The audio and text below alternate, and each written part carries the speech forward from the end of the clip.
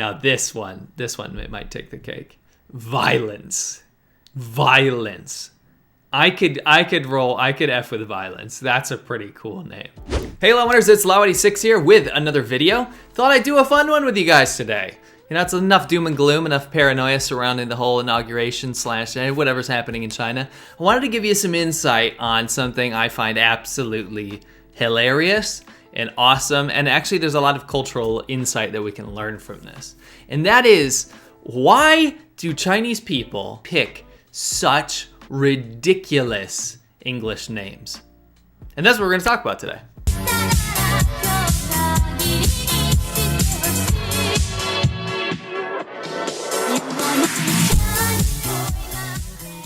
One of my patrons sent me a message and he said, I'm sure you've encountered some great English names in China. English names may be a good topic for one of your videos. And I absolutely agree. He says, for me, the best I encountered in China was, number 1, the most epic, Sparrow King. Number 2, the most cringe, a girl named Jeremy. And number 3, most seriously, Booby. And number 4, the most lovable, Shalom. Now, Andrew, thank you for the idea. I really do appreciate that. But guess what? I think I can top you, because I actually put out the feelers. I actually wanted to bring up some of the names that you guys ran into. And I said, when you were teaching English abroad or in China specifically, what names did you run into? And I got some absolute gems. And I might be able to explain some of them. Now, here's the deal. Names in China are very, very significant. They mean so much. And that's not to discredit the whole Western theory of names. Like Americans, they choose names, they can have some significance behind them. Maybe it's your great-grandfather, or maybe it's, it means something to you. The thing is, as much meaning as there is attributed to Western names or English names, it's not as much as you would have in traditional China.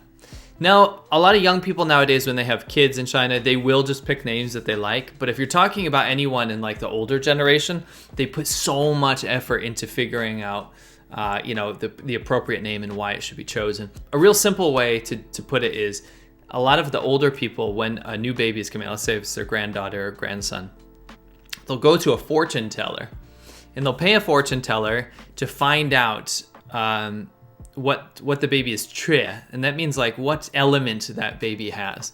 So it can be like iron or metal, I should say, wood, gold, fire. And from there, they'll basically give you a name, and then you'll go back to they'll give you a name, and then based on dates and all this kind of stuff, you can go back to the fortune teller and they'll tell you how many strokes that name should have, that character. So as you know, Chinese characters are made of different strokes. So there can be a radical in the character that might mean fire or wind or water or whatever. And inside of that name, it signifies a lot of different things. So it's a lot of superstition behind it, a lot of tradition behind it, stroke order, all this kind of stuff. And like, for example, my daughters, their Chinese names were picked by my father-in-law, and he spent months trying to figure them out. So they have a lot of meaning and cultural significance to them. Whereas my name, my mom, being Catholic and religious, she chose my name because she thought it was a gift from God. What can I say? Matthew means gift from God. It was as simple as that. So Chinese names tend to have a lot more significance. The thing is, when you go to China and a Chinese person has an English name, whether they have a lot of foreign friends or whether they're studying English, they choose an English name to be kind of nice to their teacher, because the teacher can't memorize. A lot of these teachers will go over there, they won't learn Chinese, and they won't memorize all their students' names in Chinese. So they'll pick English names so the teachers can remember them, or they'll ask their teacher to pick English names for them. And this is a very common thing. I remember when I was teaching English back in the day, before I got into YouTube and all that kind of stuff, the kids would ask me, oh, teacher, I don't have an English name, or I want to change my English name, can you give me one? And I would always feel like there was a lot of pressure on me to do that, a lot of stress, because I didn't want to choose some random name that they were going to have to be stuck with for the rest of their life. I want to put some thought into it. But when you have like 50 or 60 kids asking you to give them English names, you're going to cut corners a little bit. You throw some Jeffs around, you throw some Marys around here and there, some Alices or whatever. And you just kind of pick names that, you look at their face and you're like, yeah, he looks like a Jack, right? Now, The thing is, there were some kids that wanted some interesting names. And I remember one time I named an entire group of kids after Final Fantasy VIII characters. Now, before you think that's immoral, I showed them what game this is coming from. I showed them all the characters, and I showed them why I thought, they should be named Squall or Quistis or Renoa and Zell. And they actually really liked it. They thought it was super cool. Not only that, some of your friends that you'll make in China will have already been given English names. So some of my Chinese friends and some of my wife's friends had some very interesting names that I'd like to share with you. One of them being Charcoal. One of her friends, his name's Charcoal. He's a fashion designer. Now, the reason he was named Charcoal, we actually don't know. We asked him why, and he said somebody gave him that name, and he just stuck with it, and he didn't care. I explained what it was. I told him what it was, and he still just didn't care. He just liked the name Charcoal. Another girl's name was Upswing, which is... I don't know if it's a Cantonese thing, but a lot of people from Macau and Hong Kong, and it's just southern China in general, they'll pick an English name based on something they like or something that's happened to them. So for her, like, she changed her life. She had an upswing in her life, so she named herself Upswing. And she said it with like dead ass seriousness. I'm not even joking. We had Duck, and that was simply because everyone thought she looked like a duck. I'm not even joking. That was it. We had Fish. And then we had some of the more interesting names that I ran into when I was teaching. Now, I was teaching this one class in Inner Mongolia, and these kids were probably 19 or 20 years old. Let me tell you some of the names in this class. We had Beerla. I'm not even joking. Beer with la on the end of it. And I'm starting to think that one of their foreign teachers previously was trolling them. We had the ever popular Jackson. Jackson is anywhere. If you meet any Chinese dude in China with an English name, there's very high chances that you're going to run into a Jackson. One of my favorites was Rancy, which I tried to tell her was probably supposed to be Nancy, to which she said, no, it's Rancy. And she was dead serious. She might have been trying to save face. I'm not sure, but all I could think of was like rancid meat, which was really sad. And I tried to tell her, I was like, I think Nancy is probably a better name for you, but no. We had Snow, who was an absolute sweetheart. She was very nice. And actually, I thought that was a kind of a cool name. Not something you'd hear in English, but it was pretty cool. And actually, what's funny is Snow's friend's name was Winter, which I thought was really cool. Winter and Snow. There's another one that I've heard a few times, actually, and that's Circle. And I've actually heard an alteration of that, which is Ring. The reason they choose that is that in Chinese, Yuan Yuan is a common name, and that kind of means like round. So they'll pick Circle based on their Chinese name. But then you also have names that are kind of like based on things that these people like. So it's not just like, stuff that sounds like their Chinese name, and it's not stuff that somebody else gave them. It's stuff that they chose because they like it, right? So you have a classic example here of a kid named Land Rover. Literally, his name was chosen to be Land Rover. And I thought it would have been even better if he had chosen Land Wind, which is the Chinese knockoff of Land Rover. Literally, if you guys don't know about this, please check it out. Land Wind was a company that copied to a T Land Rover for their new vehicle, put it on the road, and even brought it to car shows like in Geneva and stuff. You have all your fruits. You got tomato, apple, lemon. Actually, one time there was a potato and even a curry. So that is another food element. You have kids that love anime and stuff, so they'll pick their favorite anime characters. And one that's very popular in China is Doraemon, or Doraemon, depends on how you pronounce it. But one kid, his name was Dola, because they oftentimes can't say the letter R, so his name was Dola. And then his twin brother, his name was Amon. And then you have a lot of the stuff that you guys sent me. So I'm actually going to go through some of these and see if you enjoy them. Pikachu, of course. You're gonna run into Pikachus for sure. Cucumber. Flesh, which I wonder if they meant fresh. But Flesh is probably the best English name I've ever heard in my life. I'm not even joking. That is hands down one of the best things I've ever heard. You have Champagne. Actually, I went to school with a girl named Champagne, so that is not that outlandish, guys. Curtain. And that is one of those situations where the kid's definitely looking around the room and he just picks the first thing he sees. I can tell you that one. Dragon, that's pretty badass. Also a little cocky though, a little cocky.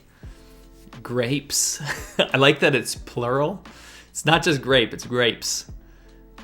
Bully Jixwax Popak, definitely one of those hyperactive kids that just was trolling the teacher. Didn't give an absolute damn about picking an English name. Twist Face, I have no idea what that means. Literally no idea what that means. Shower. Faucet. Sanchez. Fat kid. Fat kid. Now there's some cultural significance here. When you have kids in America, let's say, and you have a fat kid in school, it's like in the 80s movies that they would get like super bullied, maybe 80s and 90s. Nowadays, of course you're still gonna have bullying and stuff, but it's much less than when I was going to school. Like if you're a fat kid, you would get bullied. In China, it's still like that. Like if you're the fat kid, although you might be a spoiled brat that can like stick up for yourself or whatever, the kids will still make fun of you to the point where it's kind of just accepted. Like fat kid would just be, he would be cool with that name to the point where that's just, he's synonymous with that. Jedi, totally approve of that one. May have thrown a couple of Jedis around back in the day as well. A couple Anakins, a couple Lukes. Judas, now that's a power name. Judas. Also probably gonna stab you in the back. Jiggle King, I don't know how a kid came up with that one. Skyfire, that sounds badass. Icy, I've heard Icy a lot. I actually don't know why, maybe because Bing is in their name. But Icy is definitely a name I've heard a lot, and that's very common. Brown, out of all the colors, brown. You would want to be called Brown as your first name. Out of all the colors, seriously. That doesn't make any sense to me why a Chinese person would actually pick that one. A rock and stone is very popular, very common. And that's because like shitou, like a rock is very strong. So when they translate it over to English, it's something you wouldn't hear in normal daily life in the US or in the West, but definitely in like 90s soap operas, that would be a pretty cool name. Brick, rock, stone. Frodo and Sam, which is awesome, but guess what? A little note from my subscriber over here. They didn't know each other. So that's pretty hilarious. MacGyver. I feel like that's definitely like an older English teacher gave that to a kid. Adidas. Brands are everywhere. Adidas, Gucci, Nike. You will find all these names in English, and it's hard to keep a straight face when you're saying them. Wi-Fi. Wi-Fi, definitely important. You'll always know if he's absent from class, because everyone, like, if the Wi-Fi goes out, everybody knows about it. Dickie. I've had a couple dicks. Actually, I only have one, but I've had a couple dicks in class, and they were good kids. They're really good, and I tried to convince them to change their name. Now, adding a Y to that does not help. Dickie is just not a very good name, guys. There was a lady at Walmart, and at Walmart in China, it's funny, like sometimes the associates there will actually have English names. They don't speak English. Nobody speaks English there, but the associates at the checkout will have English names on their badges. One lady's name was Milk. And I can get after that. I mean, me, myself being C Milk. She could be my counterpart. This one, however, Tongue. Now, Tongue, if I had a kid named Tongue in my class, I would not be able to keep a straight face. It's kind of disgusting. It kind of just doesn't work, Tongue. Who names their kid Tongue? Laser. That kid, if there was a kid named Laser, I would picture he is like dressed like the most 90s kid ever. He's got like a JanSport backpack and a Trapper Keeper and like pump up shoes. And also he definitely in the kids photo shoot day at school, he definitely chose the laser background, which my mom would never let me choose. You could choose like laser or like brown or like teal or whatever, and my mom would always make me pick the most neutral one. She said, you can't have the laser background because you will regret it someday. It's not going to be cool in the future. And I just did not want to listen to her. I wanted lasers in the background of my picture, and I still do. Phantom, that's awesome. That's really cool. Email and Wi-Fi should totally hang out. Angles, this is great. Now this is great. Definitely, they did not choose angles. They definitely chose angel. And the reason I know this is that my wife's old email address when she was younger was Vivi Angel, but she spelled it Vivi Angle. And it was definitely a mistake that somebody, for not wanting to lose face, just kept holding on to it and said, no, I literally meant like perpendicular angles. Totally didn't mean angel. Fudge. Tasty. Not as tasty as squirt. Squirt. I really hope that kid actually chose that name and it wasn't some horrific teacher that did that for them. Because there's a lot of dicks out there. I'll be totally honest with you. There's a lot of dickbag teachers. They'll just take the piss out of their class and name them ridiculous things. Pig. Now that's what I'm surprised. I'm surprised that some kid was named Pig, because in Chinese, pig is a very big insult. Like, it's considered dirty. It's considered stupid. You say it's stupid as a pig. It's dirty as a pig. And you wouldn't name your kid that. However, a little bit of facts here. Some parts of rural China will actually name their kids like things like pig or little dog or dirty or whatever, because they had this superstition back in the day that if they named them something bad, then God wouldn't take them away, right? So I actually had a student one time that didn't want to have a girl. They didn't want to have a girl when they were pregnant. And I think they had tried an abortion, or it was too late to do an abortion or something. So they actually named, because there's the one child policy, they actually named this person, this girl, Expensive, because it was the idea that God will take her away and then they can have another chance to have a son. I'm not even joking. That's how ridiculous some of the superstition goes. I also feel really bad for her, living with a name for the rest of her life, knowing that her parents didn't want her. That is horrible. Hyman. Come on, guys. Hyman? Who names himself Hyman? Come on. Anus. Now, someone's either taking the piss here, or they're trying to troll their own teacher by the teacher having to call them anus whenever they raise their hand. That's just... I like to believe all these are true because I've come across personally so many ridiculous names in China, so I really do believe it. At the same time, that's outlandish. Spangle. I like Spangle. That's freaking awesome. Male. Like M-A-L-E, male. Now this one it might take the cake. Violence. I could F with violence. That's a pretty cool name. But I feel like it would give the kid like an extra excuse to just be violent, be like, this is my name.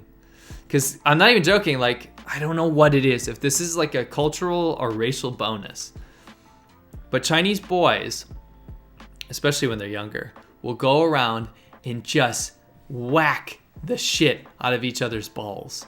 They will punch each other in the balls, they'll nut tap. You see nut taps and stuff here, but they will go up to each other and just pin someone down and just whale, kick, punch their balls as hard as they can. And guess what? They won't even wince out of it. They'll get up and just be like, haha, that's fun. They like basically have a game called like playing hitting each other's balls. And they'll hit each other in the dick so often and so many times that I'm surprised they can have children later on.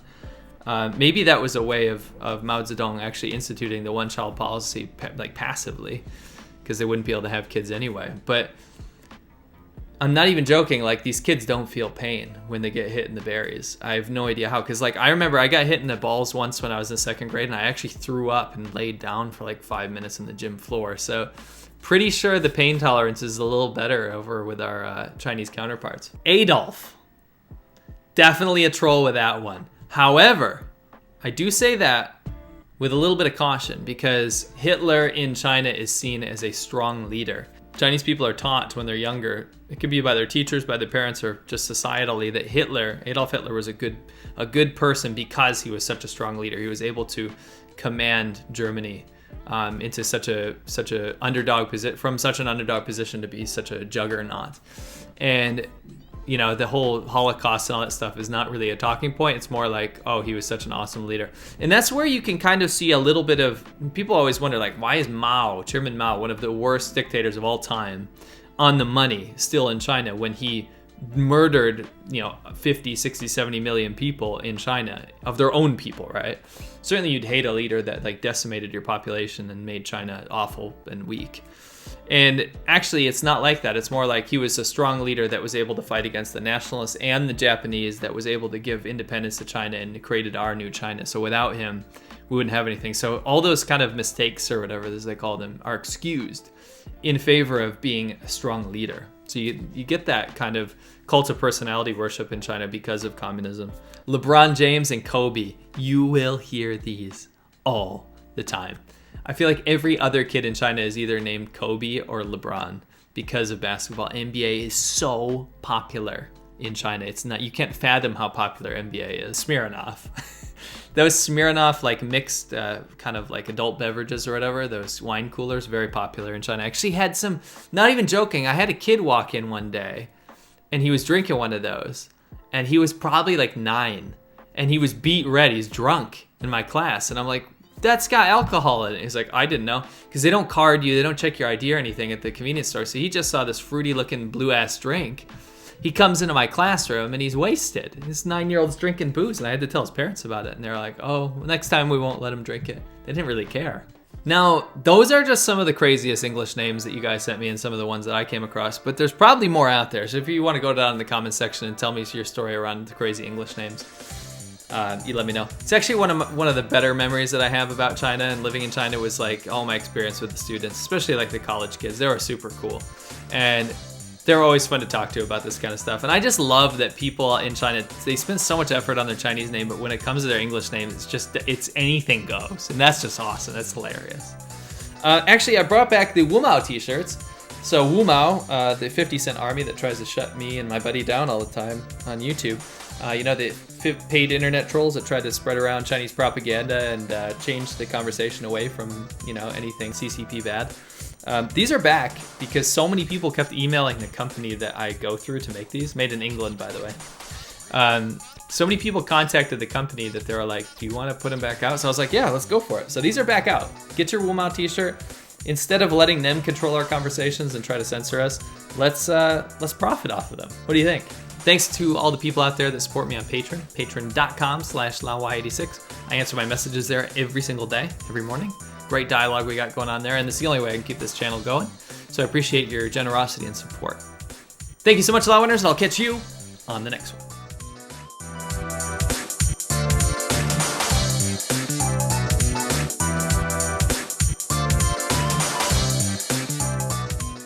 Semen.